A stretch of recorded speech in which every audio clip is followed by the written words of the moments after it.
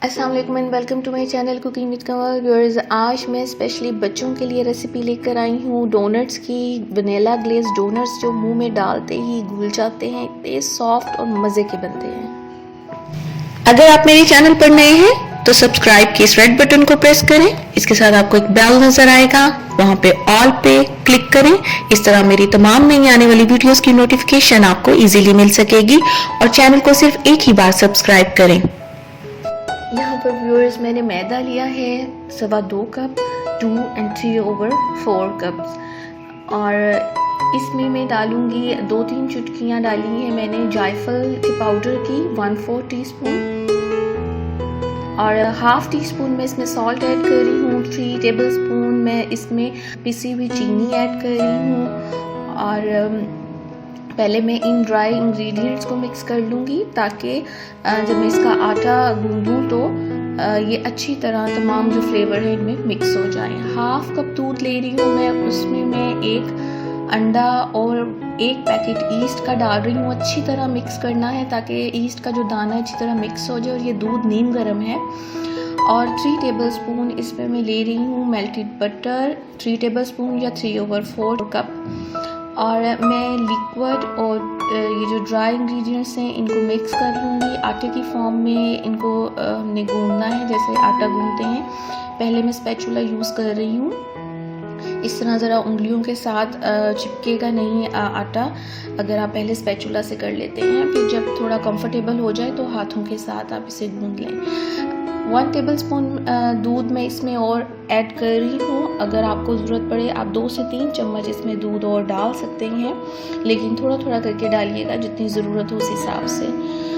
अब कंफर्टेबल हो गया है कि मैं इसको हाथों से गूंद सकती हूँ, तो मैं अब इसको हाथों के साथ गूंदूँगी। ये जो डोनट्स का आटा होता है इसको बहुत अच्छी तरह गूंदना पड़ता है, ज़्यादा देर तक गूंदा जाता है तभी डोनट्स आपके ज़बरदस्त से अच्छे से बनते हैं। शेल्फ पे हल्का सा ऑयल लगा के मैंने इसको इसलिए यहाँ पर रखा है ताकि ज़्यादा अच्छी तरह से मैं इसको गूंद सकूँ। इतनी अच्छी तरह गूंदना है कि जो इसकी स्टिकीनेस है, जो ये हाथों के साथ चिपक रहा है, वो बिल्कुल ख़त्म हो जाए। और 2-4 दफ़ा इस तरह आप पटक लें गूंदते हुए। 2-3 दफ़ा ये प्रोसीजर आप करें।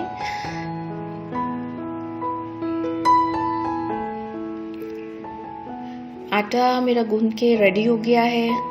बाउल में हल्का सा ऑयल लगा के इसके अंदर इसको रख दूंगी आटे को, और ऊपर से मैं इसे कवर कर दूंगी हल्का सा ऑयल लगाने के बाद प्लास्टिक रैप से। तकरीबन 1 से 1.5 घंटा में इसे रखूंगी। आपने तब तक रखना है जब तक ये साइज में डबल हो जाए। आप देख सकते हैं व्यूअर्स साइज में डबल हो गया है आटा जो डोनट का मैंने गूंदा था। इसकी एयर मैं निकाल लूँगी थोड़ा सा इसको पंच करके।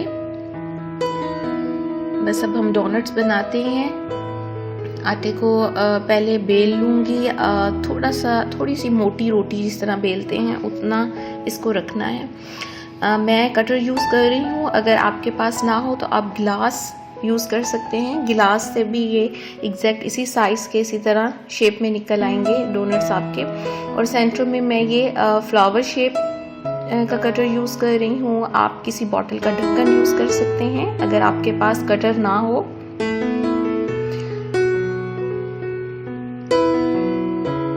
व्यूअर्स इतने मज़े के और सॉफ्ट बनते हैं, बिलीव मी, ट्राई करके ज़रूर देखिएगा। आपके बच्चों को बहुत पसंद आएंगे, आपको भी बहुत पसंद आएंगे। इसे बहुत एहतियात के साथ निकाल के एक बटर पेपर या पार्चमेंट पेपर के ऊपर रख लें। अब ये जो आटा बच गया है हमारा जिसमें से हमने डोनट्स निकाले, ये भी हम इसको फिर से डोनट्स बना लेंगे, वेस्ट नहीं करेंगे। व्यूअर्स इन डोनट्स को तकरीबन आधे घंटे के लिए मैं किसी कपड़े से कवर करके रख दूँगी ताकि ये फिर से डबल हो जाए।